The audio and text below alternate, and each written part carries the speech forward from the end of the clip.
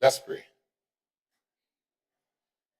Guide, we beseech thee, Almighty God, members of this house, so they will deliberate for the good of the nation and for the glory of thy holy name. Please join me in the Lord's Prayer. Our Father, who art in heaven, hallowed be thy name. Thy kingdom come, thy will be done on earth as it is in heaven. Give us this day our daily bread, and forgive us our trespasses as we forgive those who trespass against us. And lead us not into temptation, but deliver us from evil. For thine is the kingdom, the power, and the glory, forever and ever. Amen. Pray, be seated. Parliament now reconvenes.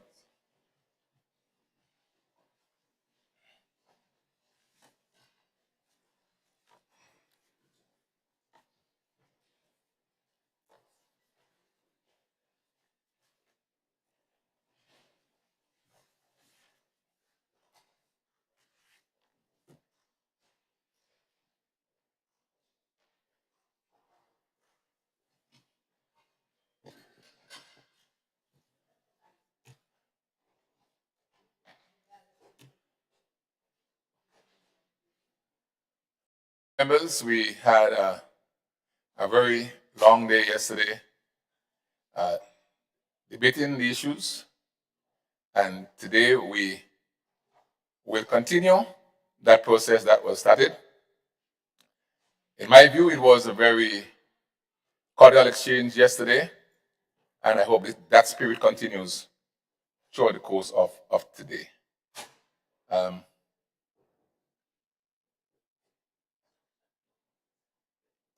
we, we need to work as closely as we can to the time that is allotted to us throughout the course of today. So without further ado, I will invite from the opposition side, Honorable Emmalin Pierre, to make our presentation.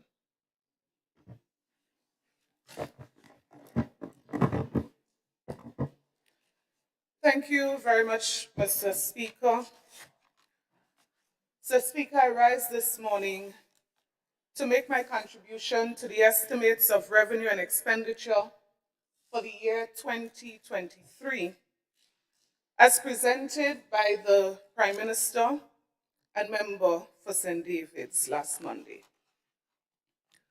Mr. Speaker, I rise this morning to make this presentation in my capacity as the parliamentary representative for the constituency of St. Andrew Southeast. Mr. Speaker, since this budget accounts for 2022 and projections for 2023, I wish to grab this opportunity to first of all express appreciation. Mr. Speaker, I want to say a special thank you this morning to the staff and the stakeholders of the Ministry of Education, who worked, in my opinion, extremely hard during that period that I served as the Minister for Education. Mr. Speaker, that was the first half of the year. I don't anticipate that they are going to do different. Mr. Speaker, I want to also thank the people of St. Andrew Southeast for the confidence that they placed in me in re-electing me as their parliamentary rep. My family, Mr. Speaker, particularly my husband and children, I express appreciation this morning. Of course, the staff of the constituency office, parliamentary colleagues and staff of parliament, I express appreciation to everyone. But most importantly, Mr. Speaker, this morning I thank God for His grace and His mercies. For it is said, Mr. Speaker, Paul said it, His grace is sufficient, and His strength is made perfect. Mr. Speaker, God is good. And so this morning, Mr. Speaker, as I present on the budget that came before us last Monday. Mr. Speaker, I want to focus my attention particularly on the Ministry of Education, Youth, Sports and Culture, with specific focus on education and youth, on the areas that were focused on in the presentation. Mr. Speaker, I also wish during this presentation to share some thoughts and some concerns on behalf of the constituents that I represent. Mr. Speaker, first and foremost, I want to commend the government on the presentation of the 2023 budget. Mr. Speaker, every good intention within this document I commend and support. Mr. Speaker, I wish to give two examples. Sometime last year, there was discussions on the subject of introduction of coding in schools. Mr. Speaker, I visited the Coding Academy myself. And the feeling was that in 2022, the government should introduce a pilot project targeting Form 1s of our secondary schools. And there were particular discussions as to why. Mr. Speaker, in the budget, $1 million is allocated for introduction of coding in school. I totally support this. I have absolutely no objection to this. Mr. Speaker, the reconstruction of the public library. Mr. Speaker, we all know, and I think it was mentioned yesterday, that this facility was damaged by Hurricane Ivan. It deteriorated greatly.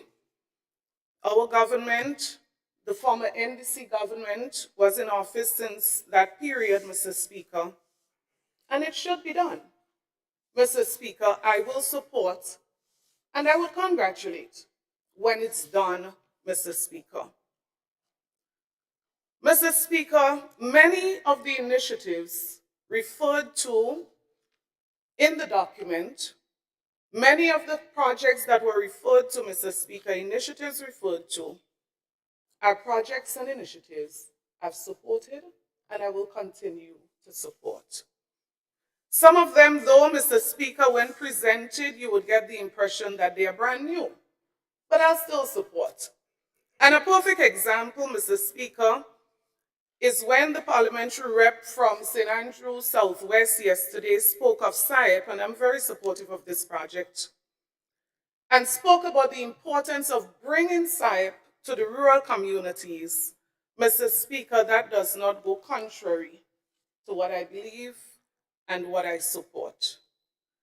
But Mr. Speaker, the introduction of a sub-office in St. Patrick's is not going to introduce SIEP to the rural communities. As a matter of fact, the presenter yesterday, the parliamentary rep for St. Andrews Southwest, spoke of his expertise in economics. And I would say to him this morning that if the cost-benefit analysis shows that the introduction or reintroduction of the office there is going to add value, I totally support. As a matter of fact, I'm not even going to say if the cost is lower. Even if the cost is higher and it's going to bring added benefits, Mr. Speaker, I support that. But I believe, Mr. Speaker, the impression that persons would have been left with yesterday is that SIEP was never in the rural communities. So, Mr. Speaker, right now, there are 5 business development officers in the rural communities. As a matter of fact, they are based at the Simon Cultural Facility, at the Simon Industrial Center under the GIDC. Mr. Speaker, there are about 12 field officers in various parishes throughout Grenada, including the rural parishes. And so, Mr. Speaker, I applaud that we are going to expand the services. I applaud that we are going to go into St. Patrick's with an office there. Absolutely no problem with that. to expand and to strengthen what was there. Mr. Speaker, another example is that of the T.A. Marichaud Community College. Mr. Speaker, I believe historically, all of us have looked at, have examined, have identified the many issues at the T.A. Marichaud Community College. Mr. Speaker, the change in the council, I see persons on the council who were approached before to sit on the council. At the time, I would imagine, and it's people I respect very highly, so I would not impute any motive at all. At the time, some were not available to serve. Mr. Speaker, I respect most of the persons I see. I don't know every single one of them. But Mr. Speaker, the impression that this is a work that is going to now start, I would like to advise, Mr. Speaker, that quite a significant sum of monies was spent for a study that was done by the University of the West Indies to identify the problems, the challenges, and recommend solutions.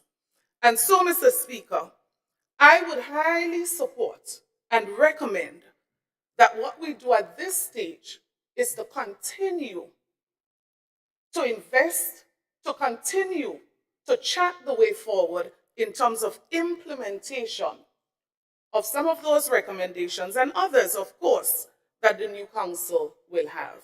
Mr. Speaker, that also has my full support. Mr. Speaker, I move now specifically to the speech delivered on Monday by the Honorable Prime Minister. Mr. Speaker, I heard one of our members on the other side, the Honorable Member for St. Andrew South West, when he mentioned that it was a presentation of hope. Mr. Speaker, I believe if you ask me to rate the document, if you ask me to give my impression of the speech presented on Monday, Mr. Speaker, without any hesitation, I would say it was a well-written speech, without hesitation.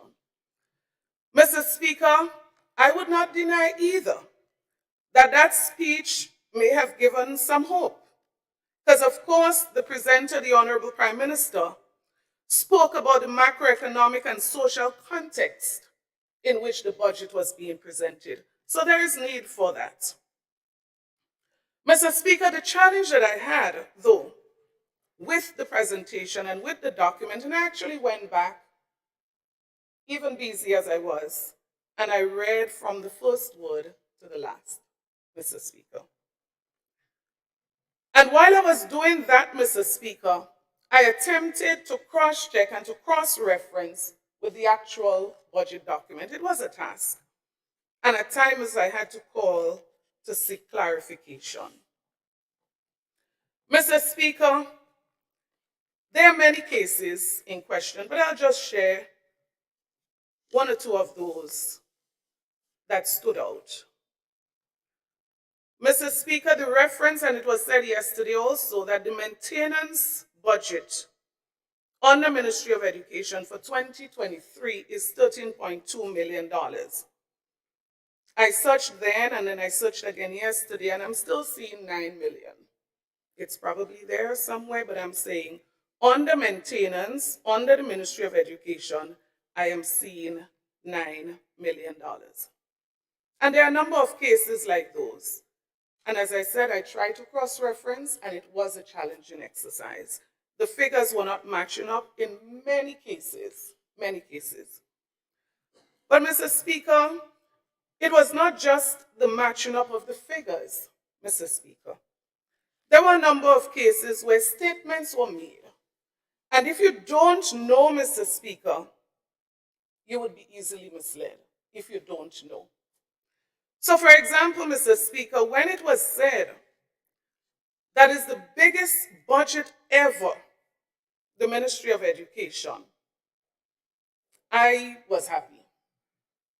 I would never criticize an increase in budget for Ministry of Education. As a matter of fact, I don't think I would for any ministry. Mr. Speaker, so I immediately went to the budget document to see what we were increasing. And so, Mr. Speaker, when I searched, one of the things that popped out immediately, as a matter of fact, in the summary, right to the top, administration, I recognize the portfolio for youth and the administration that was referred to there, the administration budget moving from 3 to 13 million. The truth is I did not even remember that Ministry of Youth was moved over, or education, I don't want to sound biased in any way, whether youth move or education move, doesn't make a difference. But the point, Mr. Speaker, is this, that if you're going to move a Ministry of Youth, of Sports, and of Culture, and you're going to merge that with the Ministry of Education, I mean, obviously, Mr. Speaker, you expect that there would be a significant increase. But, Mr. Speaker, except I heard wrong, I heard and I read, Mr. Speaker, the impression that one would leave with is that there was a significant increase in budget and allocation because of new initiatives. Mr. Speaker, the other area that I wish to make reference to that came out very strongly in the presentation, in the speech delivered, the budget speech, Mr. Speaker, was the reference to nothing was done. Mr. Speaker, it came out directly and indirectly several times. So, Speaker, the first thing that crossed my mind was this. How does the persons, and I would love to be excluded from that statement, Mr. Speaker, that I'm about to make. And who I include, Mr. Speaker, would be the people who have worked hard, the people who would have made sacrifices, the people who would have gone beyond to make certain things happen. I wondered, how did they feel when the efforts would have amounted to nothing? Immediately, Mr. Speaker, the thought came back. And I remember during the pandemic, particularly, and that particular one never left my memory. I was home at about 9 p.m. one night. I mean, this was a crisis. It took a lot of guts to respond to it, Mr. Speaker. It took a lot to deal with what was coming and coming fast and furious. And you were dealing with the crisis, COVID-19, you were dealing with the industrial action, and you were dealing with everything else that you were dealing with before.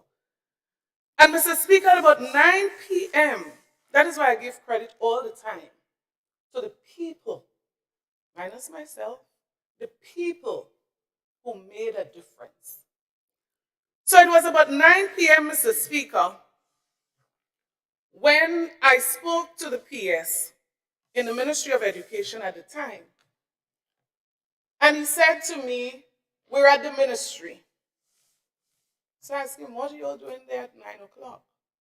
No, I wouldn't say that this was something new, but at the particular time, I couldn't understand at 9 p.m. what they were doing. And when he explained, Mr. Speaker, what they were doing and the team that was there at 9 p.m., and when he added to that, Mr. Speaker, that they intend to go till tomorrow morning, Mr. Speaker, I left Simon.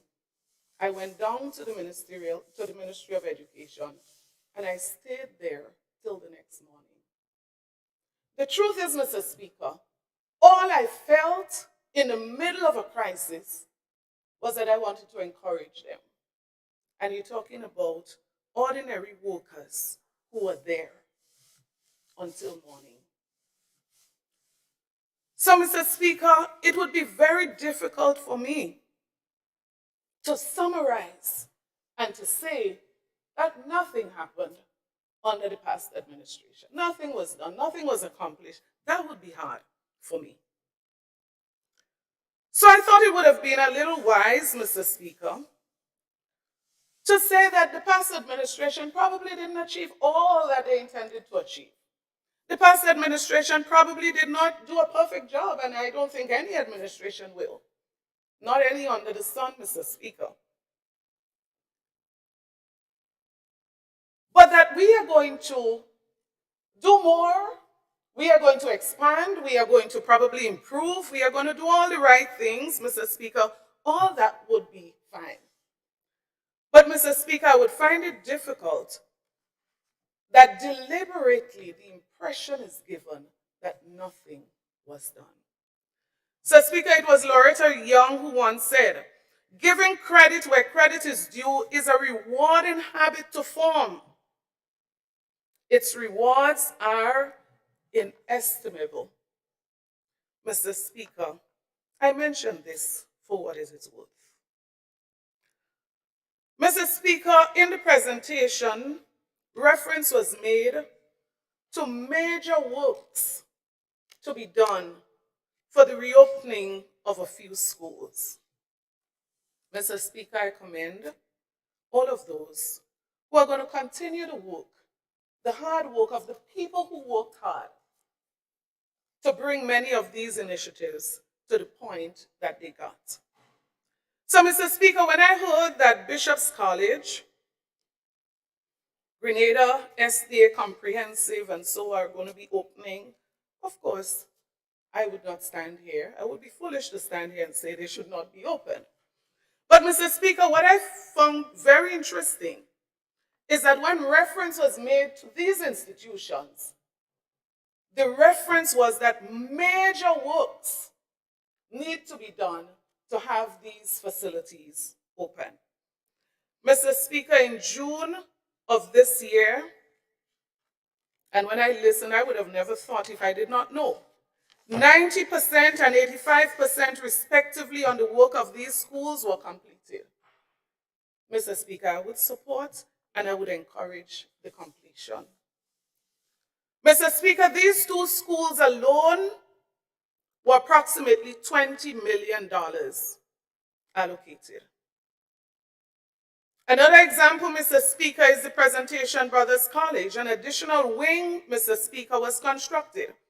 And in June, more than 95% of the work was completed. A total of $4.6 million was allocated for this project. So, Speaker, additional funding was secured for the construction of the St. Andrew's Anglican Primary School, the Grenada Christian Academy, and St. David's Catholic Secondary School, all new schools to be built in new locations. Mr. Speaker, just for those 6 projects, over $50 million was secured from the Caribbean Development Bank. 3 of those 6 major works were in final construction stages, 2 were in the final design stages, and 1 was at the stage of selecting a contractor. Mr. Speaker, those projects, in many cases, had significant delay. I believe everyone is aware of that. And it was clarified even further yesterday. But, Mr. Speaker, I want to express appreciation to some people who have gone really beyond their call of duty, what they were paid to do, in many cases, because of some of the challenges faced with these initiatives. And I want to commend them this morning. Mr. Speaker, in addition to those projects, 75 other schools were rehabilitated between 2021 and 2022 and not accounted for in the $50 million mentioned above. Mr. Speaker, what is instructive to note is that most, if not all, of these works were done during the COVID-19 pandemic. Mr. Speaker, as I said, there are people who have sacrificed beyond the call of duty. So, Mr. Speaker, the question would be now, could they have been implemented faster? Could more have been done? Of course, Mr. Speaker, I would totally agree. But as I said before, I would want to recognize those who have labored. And I say, let us continue to build, let us continue to expand on these works. Mr. Speaker, in the estimate of revenue and expenditure, as I said, you would notice that under local revenue, $9 million was budgeted for this year. If you look at what was spent in the year before, budgeted for next year, so if you look at what was spent this year, Mr. Speaker, you would notice that prior to June 2022, most of these spendings would have occurred. And this spending would have occurred, Mr. Speaker, a total cost of over $18 million, even if only $3 million was initially budgeted. So here you have a budget of over $50 million for major works. And you have an additional budget, Mr. Speaker. And in the midst of a crisis, in the midst of the challenges of the spending of COVID-19, Mr. Speaker, this government of 2022, June, Mr. Speaker, would have expended additional resources. Mr. Speaker, across the floor of this House, I believe every member is concerned about school infrastructure development, and I believe the new National Party administration has done an excellent job, in my opinion, in that particular area. And I say, of course, let us build on it, let us expand it, let us do even more for the children of our country. Mr. Speaker, while on school infrastructure, I want to make mention also of the $3 million that was allocated and spent on the Go Green project. I heard before about climate change, resilience, and all of that, Mr. Speaker. We recognize a major challenge was that of the electricity bill that was coming for schools, particularly night lighting. And so, Mr. Speaker, the government at the time invested in this project, installing solar lights and cameras, because we would know that security was also a major challenge. So across the length and breadth of Grenada, what was the intention and what did we do as a result was to initiate this project to address the issue of electricity consumption,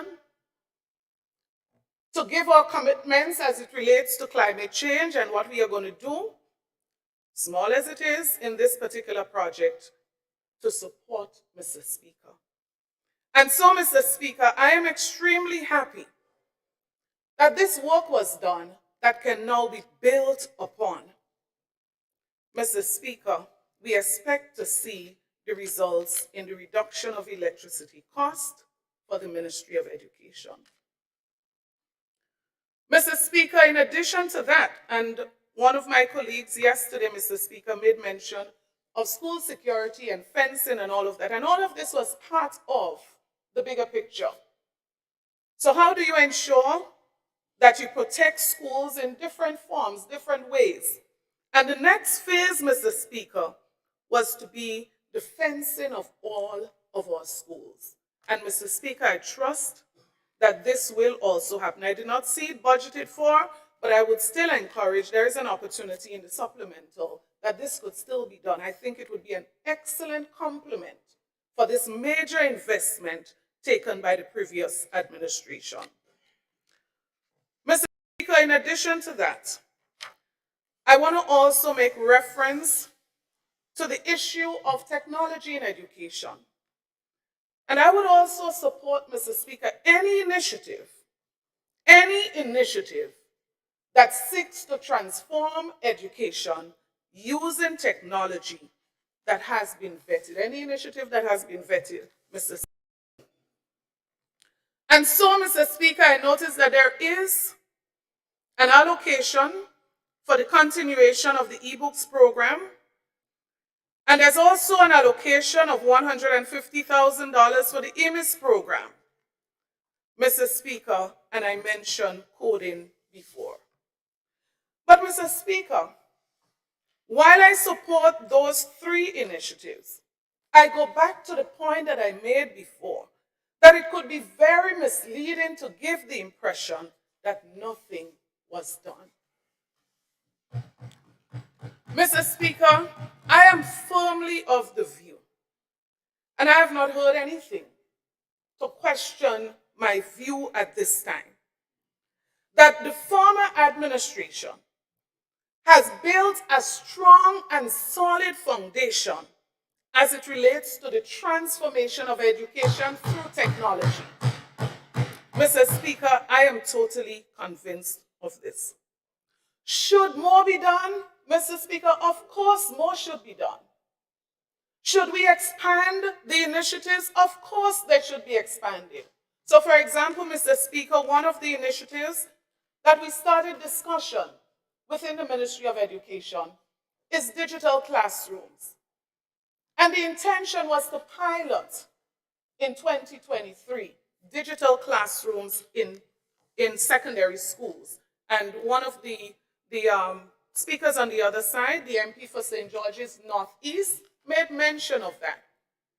Mr. Speaker, I totally support moving in that direction. But Mr. Speaker, if you look at what was done, it reminds me, and as a matter of fact, when the leader of the opposition spoke yesterday and he spoke about what was done, generally speaking, in technology, it brought my mind back. And I'm sure some other persons in this house, Mr. Speaker, would be able to bring their minds back. For me, I had to walk about 30 minutes, and there's somebody else in the house from the Birch Grove area. I had to walk about 30 minutes to go to make what was called then a collect call to America. So there was a phone booth next to the post office. I know I look young, but I was there when collect calls happened. So I had to walk, Mr. Speaker, to go to Birch Grove Junction next to the post office to use the phone booth to make a collect call to America. Mr. Speaker, I am sure there's somebody in this house who would be able to remind me what 1 minute was at that time, what you paid for a minute. Mr. Speaker, I would not say that this administration before achieved everything in technology. But Mr. Speaker, what was achieved is commendable, Mr. Speaker. What was achieved? And I want to just make reference to a few things that were achieved in the area of education. And I recommend this morning very highly that they be built upon and expanded. Mr. Speaker, the installation of high-speed internet infrastructure in all schools, primary, secondary, tertiary, private schools included, Mr. Speaker, some Caribbean countries are still trying to find resources to introduce high-speed internet in schools, particularly based on what our lessons were as a result of COVID and Ivan and so many other disasters. Mr. Speaker, the provision of devices to students, teachers, and principals. Mr. Speaker, while we were distributing devices in Barbados and Trinidad, for example, the government was calling on the private sector to donate devices.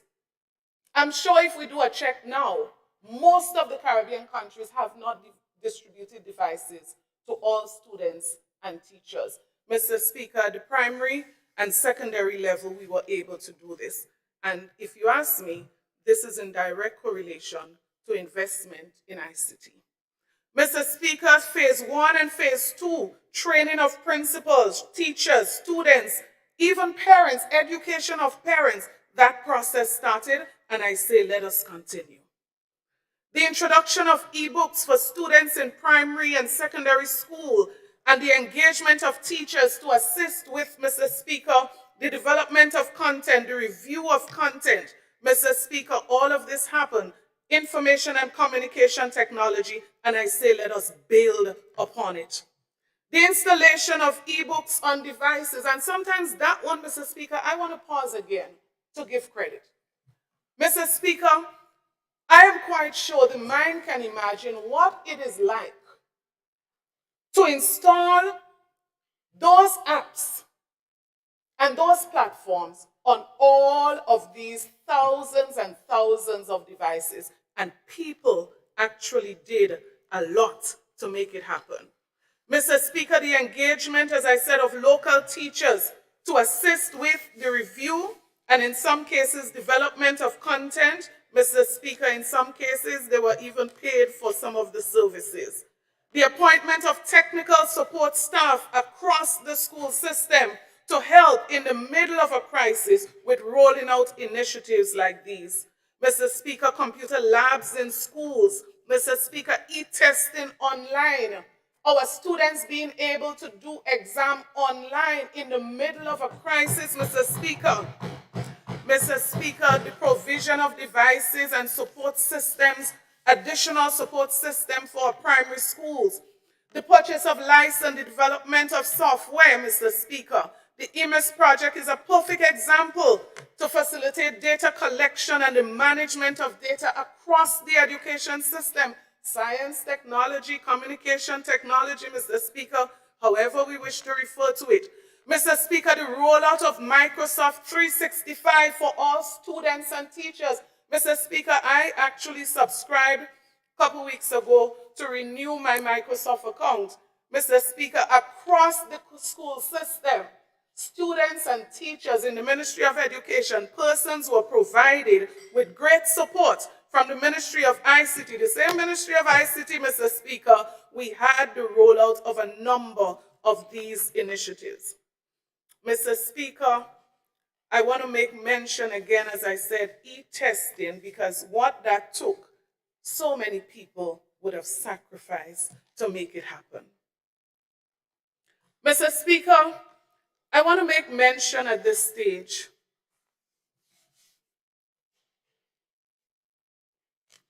to the issue of new and old. As I said before, I looked through and I saw, I believe it was 2 new projects under education. Some of the projects that were listed there and in other areas coming under new names, and I'm sure the member for St. Andrew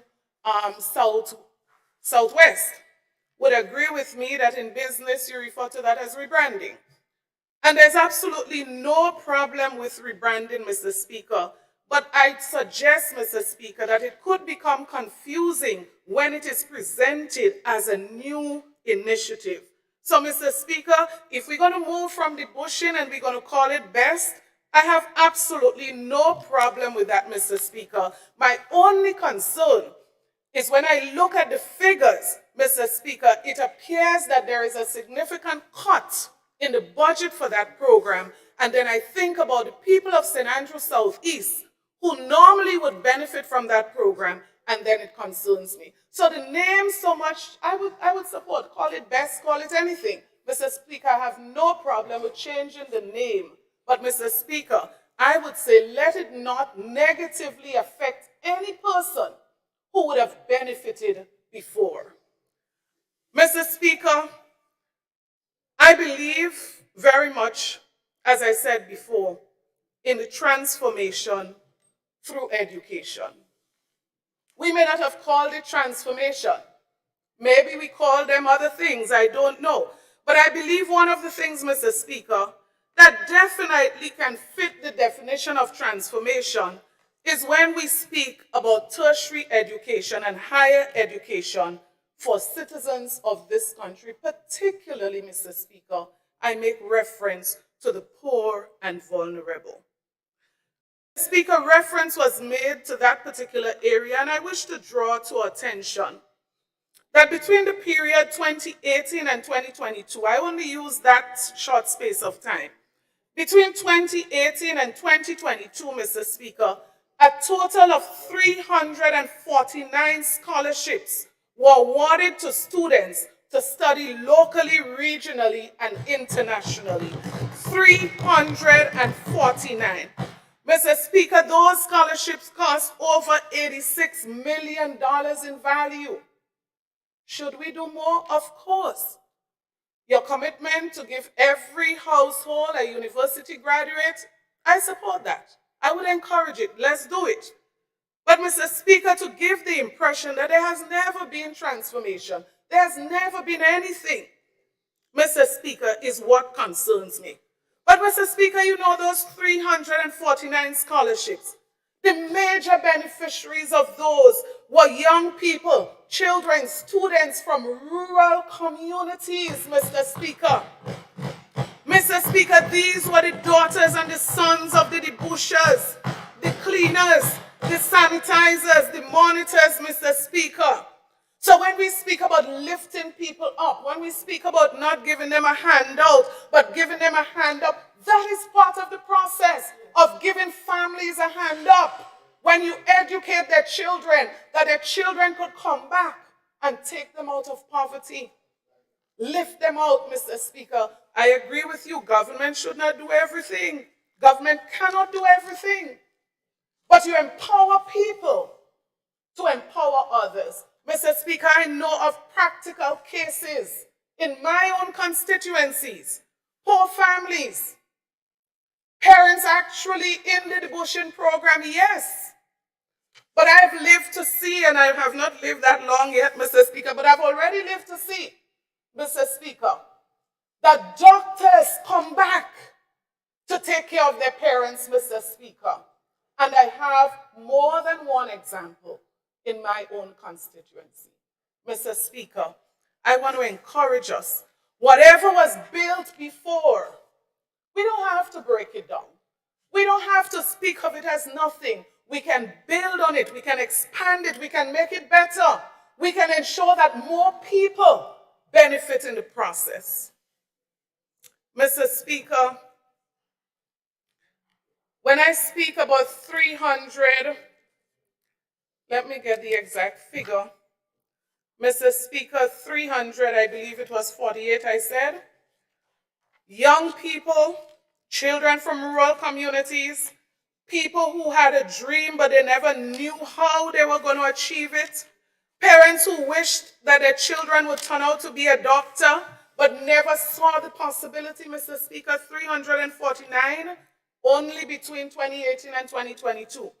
Mr. Speaker, that number does not include the many students, the many young people who would have been supported by this government then, Mr. Speaker, through the Grenada Development Bank, concessionary.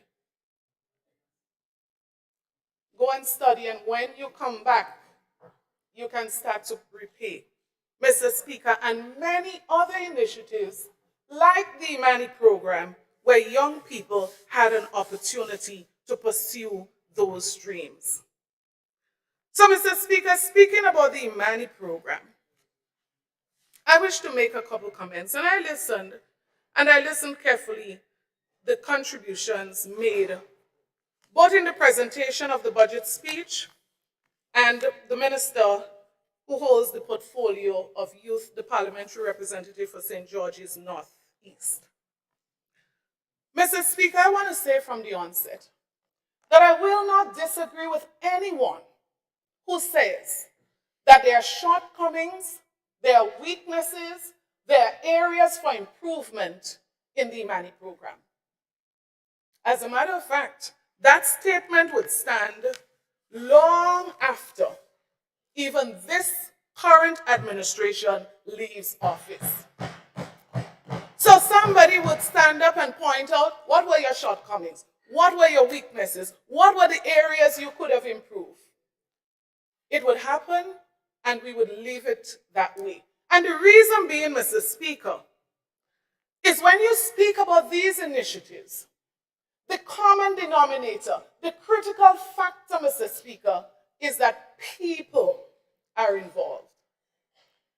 And so, Mr. Speaker, there are things that will not always go right and go as planned and go as you envision or you reimagine, Mr. Speaker, because of that particular factor. Should we improve? Should we expand? Mr. Speaker, my concluding view remains absolutely yes. But Mr. Speaker, the element that we missed in all of the presentations, all of the contributions of the Imani program is the thousands of young people who had an opportunity, Mr. Speaker, that we don't know what it would have been if they did not have that opportunity. Mr. Speaker, we cannot deny that fact. Undisputable it is. That there would have been thousands of young people who were given that opportunity, and through that opportunity, even if it was not perfect, even if everything did not go right, they can look back today and say, thank God for that opportunity. That does not change the fact that there are weaknesses that we should improve. Mr. Speaker, there are many persons through this program who had an opportunity. And if you speak to them today, Mr. Speaker, they will tell you what it did for them. So yes, we know those persons who were never transitioned. And you know, this subject of transition, let me just say this. And I believe the member said it yesterday. The previous administration, and you're absolutely right, MP for St. George Northeast, the previous administration started a program with a particular intention. Yes. What was that intention? The intention was, and that was the very first intention, to take 2,000 young people, train them for 2 years, release them, whether it be employment, whether it be back home, whether it be wherever. 2,000 people, Mr. Speaker. So let us not start thinking that it's the easiest thing under the sun to find employment for 2,000 people at a time, Mr. Speaker. So that was the intention. Mr. Speaker, I remember the process because I've been through the process, so I remember. Mr. Speaker, I believe one of the weaknesses, and I'm putting it this way here, of the past administration when it came to programs like these was a heart for poor and vulnerable and disadvantaged people. And you know why I call it a weakness, Mr. Speaker? Because it was referred to here in the presentations as something that has caused the program partly to be in the state that it's in. Because you see, Mr. Speaker, intentionally, it was that this first 2,000 people should have left after 2 years, so another 2,000 could have come. Mr. Speaker, when you check the statistics, over 6,000 young people would have passed through this program. Mr. Speaker, there's only one reason, and it cannot be election. It cannot be election, Mr. Speaker, right? I heard the comment, election. My ears are sharp. Mr. Speaker, it cannot be election because I challenge any person in this house, go back and check the records of the times when these persons were enrolled into the program. In some cases, Mr. Speaker, it would have been months after an election. So it could not have been election. It must have been a heart for young people and giving them an opportunity. I'm convinced that that is what it was. Was it perfect? I go back again to say no. Could it have been better? I go back to say yes. Could we expand on it? You have my support to expand on it, develop it, take more. But that's where my concern lies, Mr. Speaker. And I would trust, maybe in a side conversation, the minister would explain to me. Because it appears, Mr. Speaker, that there is a cut in the budget for this program for 2023. Now, a cut for me, Mr. Speaker, could mean two things. And that's just my narrow, basic assessment. It could mean a reduction in people, which I trust would not be the case. It could also be a reduction in some of the programs, the opportunities. Knowing the cost of skills training, I can't see how that part of the budget could be going downwards. So I'm left to conclude, because the explanation was not given, I'm left to conclude, Mr. Speaker, that it has to be that maybe we are not going to take the usual numbers. I'm left to conclude, as I said, an explanation was not given. If it's given, I can conclude differently.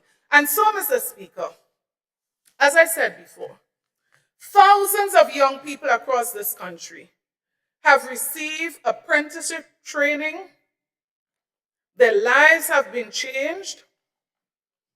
And Mr. Speaker, they had many opportunities, including life skills. If you look at the number of areas, I'm sure there are about 20 different areas in skills, particularly. So this is speaking about life skills. And I've heard stories, Mr. Speaker, of how a 3-month life skill program would have changed my life. How I think, how I see things.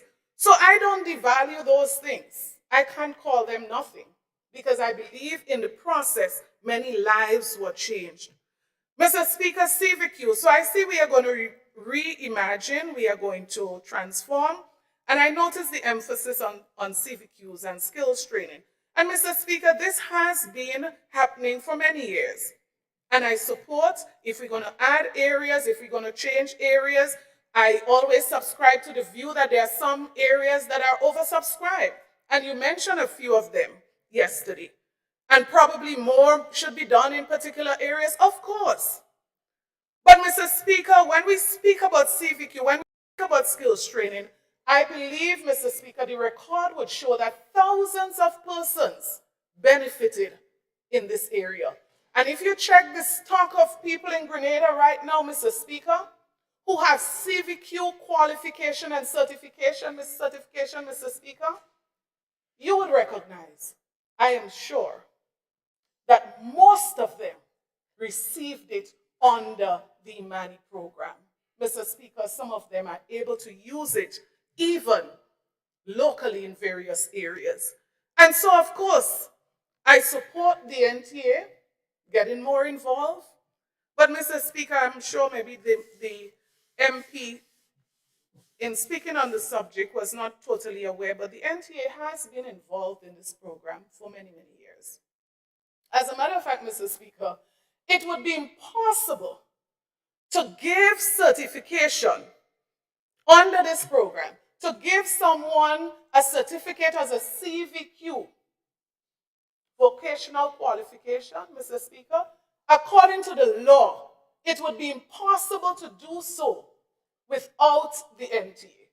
The NTA is the only body. So it's not an issue. It's not an issue of not having people in the Ministry of Education or Ministry of Youth, who could have done what the NTA was not doing or was doing. Mr. Speaker, the point is only the NTA could have done it. Nobody else in Grenada, according to the law, can grant CVQ certificates. Else, many people would be doing it. And so, Mr. Speaker, the NTA is the only body that could continue to do it. Now, if they're going to manage the training as an additional initiative, I don't even have an objection to that. So, Speaker, the truth is, who does it when it comes to giving the opportunity? Once the opportunity is given, I'm okay. So moving it to the NTA, Mr. Speaker, doesn't change the fact that thousands of young people in Grenada, Carriacou, and Petit Martinique already have certificates, CVQ qualification, as a result of the work that was done over the years under this particular program.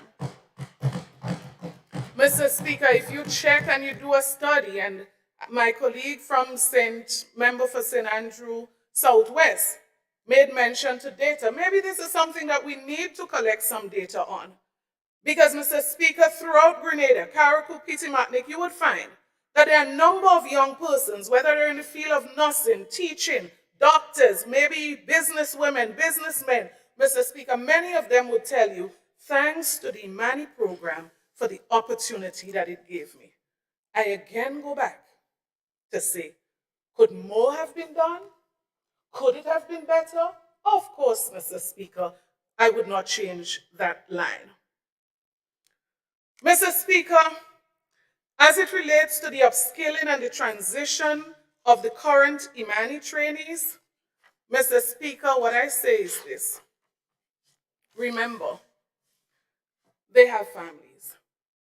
Remember that many of them deserve an opportunity.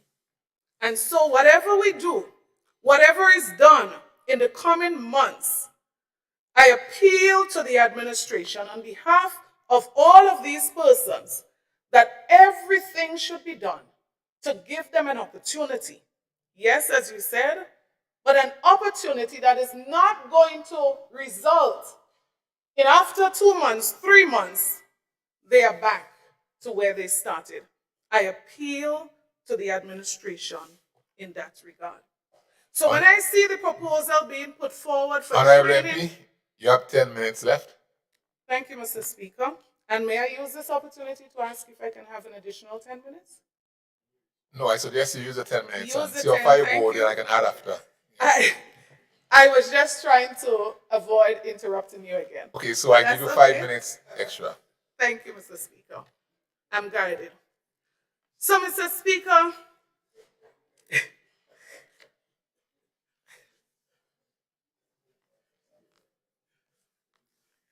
and that's what it does.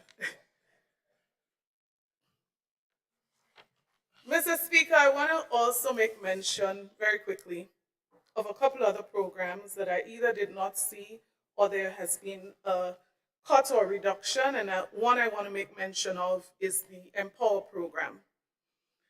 Mr. Speaker, I want to appeal. I want to appeal particularly on behalf of the young men in communities across Grenada, Carriacou, and Petit Martinique, young men who need an opportunity, young men who probably need a program like this to be given that opportunity. Mr. Speaker, I am not sure what the explanation is for cutting the program, the budget for the program. If it's going to be made up somewhere else, I'm saying fine, but I'm saying what I see in the budget document is a cut in the budget for the Empower program. Mr. Speaker, many young men can tell you that this program helped to save their lives.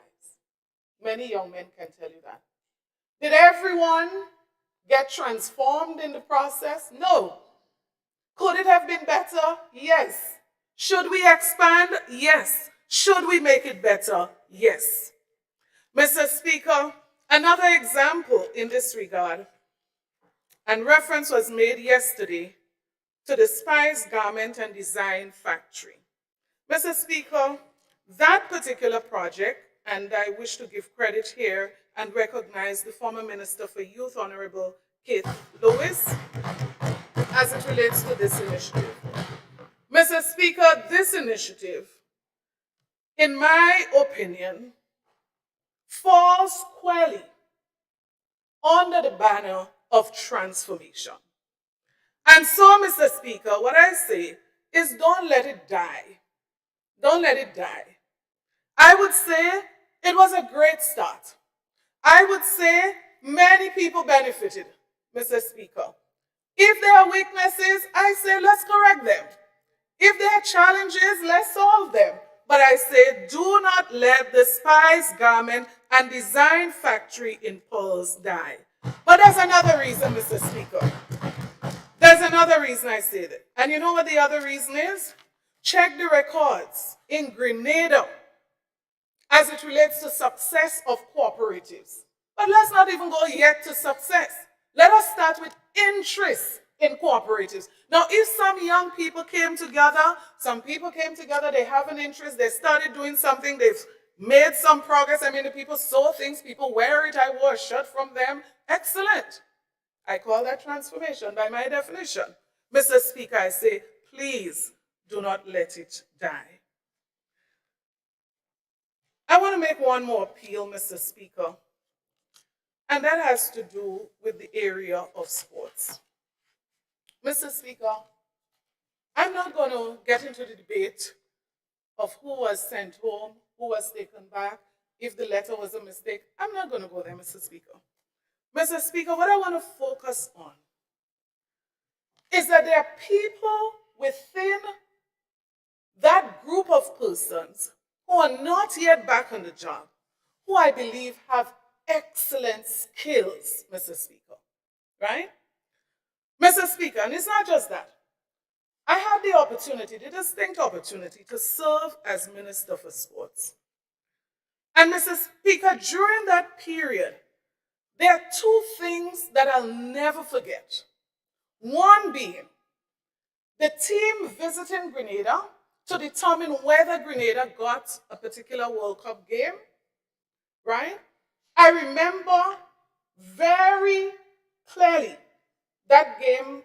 I actually refer to, there should be West Indies versus England. Yeah, I remember that very clearly.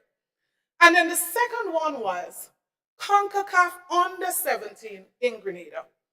And Mr. Speaker, the reason I'm referring to this, and I'll put it this way in conclusion, had it not been, not for the Lord on my side, had it not been for these people that I reference, Mr. Speaker, there's no way that Grenada was getting those games that I referred to.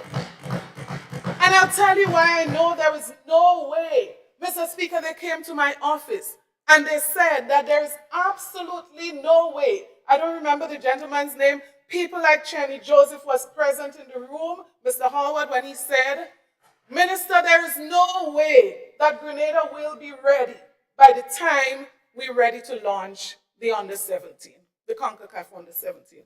Mr. Speaker, in the midst of people like Cheney Joseph and others, I said, we will make it. Just give us 2 weeks. Give us 3 weeks. We are going to make it happen. Mr. Speaker, I don't take credit for the fact that we made it happen. I refuse, Mr. Speaker. I give total credit to the groundsmen, particularly, Mr. Speaker. I want to make reference to two particular fields. The National Stadium, Holas and his team, Mr. Speaker, Mr. Nelson and his team at Montrouge. Mr. Speaker, I'm just saying this morning, I'm not going to get into the nitty-gritty, who did and who didn't. Mr. Speaker, what I'm saying, please have a heart for those persons who have the skills. If they had shortcomings, if they had weaknesses, whatever the problems, I'm saying, maybe MIT can fix the problems, MIT could deal with the problem. But let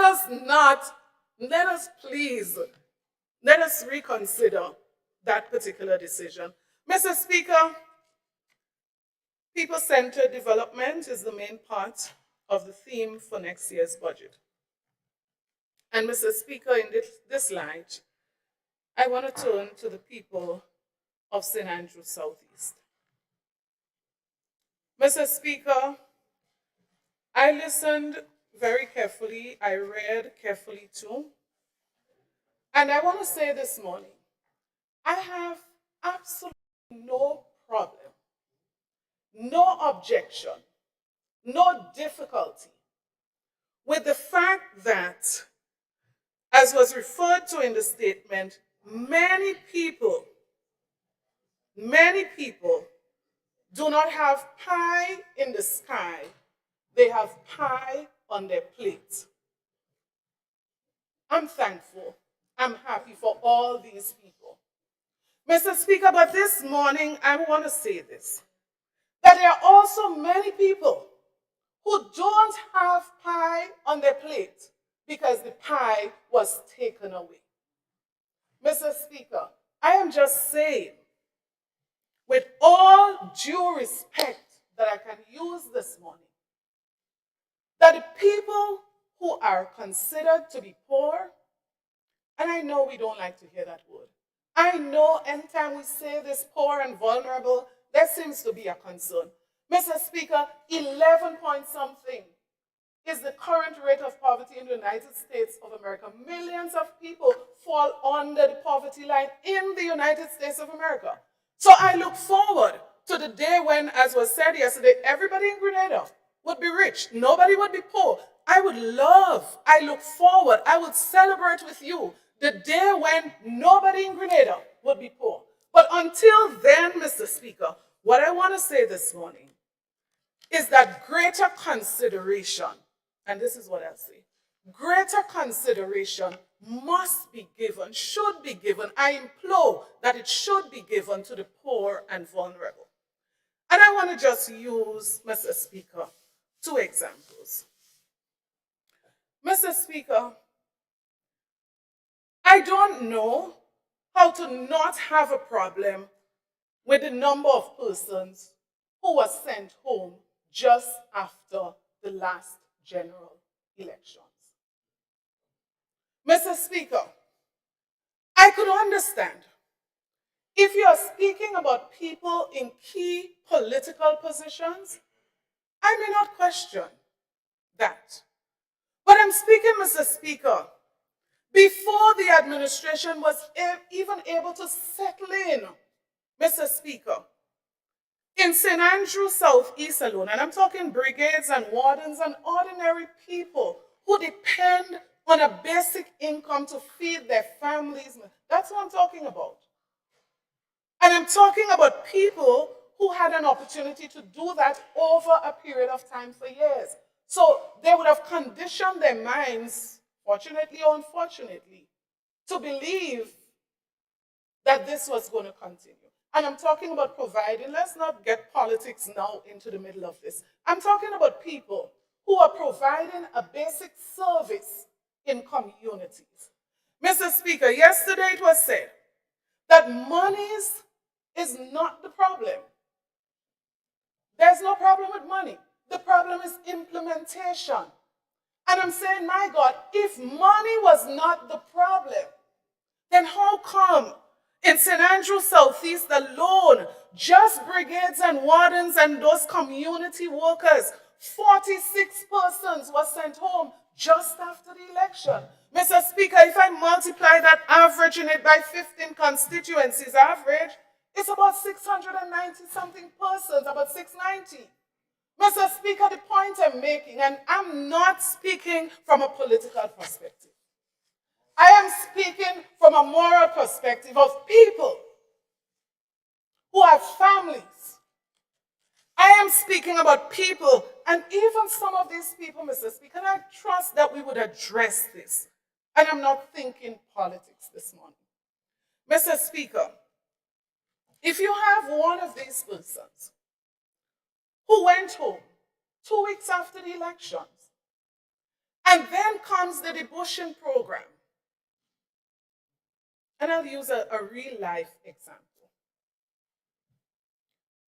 Mr. Speaker, that person desires to do a fortnight in the road. Mr. Speaker, to tell that person to go to me, when you know I'm not giving fortnight, I don't have the ability, I don't have the capacity, I don't have the resources to give fortnight, Mr. Speaker, that's what I'm speaking about. And I'm saying genuinely, honestly this morning, Mr. Speaker, that I would love for us to address those particular issues. And I want to advise that maybe if greater supervision is given to the persons who are making the decision, it may rebound to your advantage. That's all I would say. If greater supervision is given to the persons decided, give Peter, don't give Clarice, give this one, then maybe it would rebound to your advantage. So I'm saying it with good intentions. Mr. Speaker, I feel very comfortable as it relates to that debushing program in St. Andrew Southeast. What I see happening now never happened during the time that I served as parliamentary representative. And so I would just encourage, let's work on it, let's improve it, let's do whatever is necessary to make it better. You have my support in that regard. Mr. Speaker, similarly, I want to appeal as it relates to the people. Mr. Speaker, is that the point I asked for 5 more minutes? Or that's it? Right. So I want to close by appealing to all the persons, Mr. Speaker, who are in need of various services that they received before, had access to before. Mr. Speaker, there is a challenge, and I'm speaking on behalf of the people of St. Andrew Southeast. I just want to make an appeal on their behalf that this particular issue be addressed, and I'm begging and pleading on their behalf. And there are some projects and initiatives that were well on the way to begin implementation, and I'll give a perfect example: the lighting of the telescope playing field where the contract was signed, the upgrade of the whole pasture where significant work in preparation of the scopes and all of that was done. Mr. Speaker, I appeal that please we can have those projects initiated, completed in whatever form they are currently. And the final one, Mr. Speaker, the Post Royal Back Road. I want to appeal and beg and plead for the grading of the farm road in the first instance, because there's a road that is broken, and this is absolutely necessary to help them to have access. And not only that, Mr. Speaker, as it relates to the farm roads, I also wish to say this. There was a commitment that that road would have been included in 2023 as one of the farm roads to be developed, and I want to beg and appeal that consideration. Maybe Karakou might be willing to give up one of the three so that Post Royal Back Road can be included. Mr. Speaker, I want to just conclude finally by saying thank you for your patience. And Mr. Speaker, I look forward to the transformation. I would commend, I would applaud, I would support. Mr. Speaker, let us continue. Let us continue with the initiatives to put people first. Thank you, Mr. Speaker. MP for St. Andrews Southeast.